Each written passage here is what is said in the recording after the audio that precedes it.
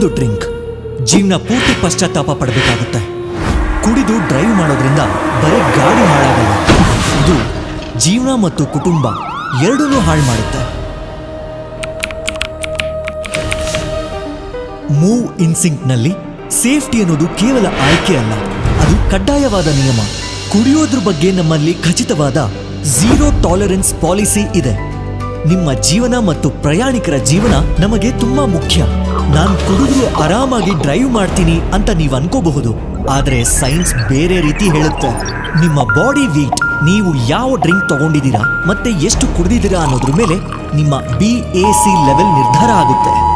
ನಿಮ್ಮ BAC level ಎಷ್ಟಿದೆ ಅಂತ ನೀವು ಊಹೆ ಮಾಡಕ್ಕಾಗಲ್ಲ, ಅದು ಕಣ್ಣಿಗೆ ಕಾಣಿಸಲ್ಲ, ಆದರೆ ತುಂಬಾ ಅಪಾಯಕಾರಿ.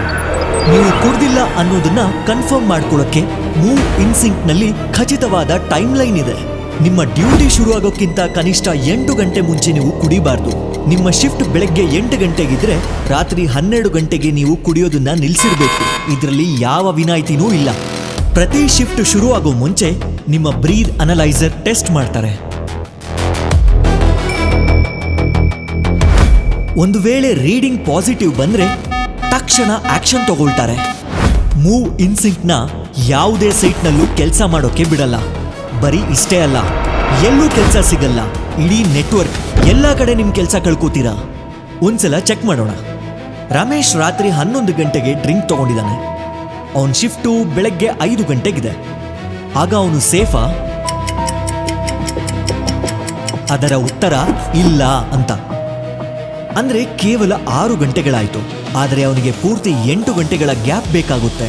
ಒಂದು ವೇಳೆ ಅವನು ಡ್ರೈವ್ ಮಾಡಿದ್ರೆ ಎಲ್ಲರ ಜೀವನ ರಿಸ್ಕ್ ನಲ್ಲಿ ಹಾಕ್ದಂಗೆ, ಜೊತೆಗೆ ಕೆಲಸ ಕೂಡ ಕಳ್ಕೋತಾನೆ.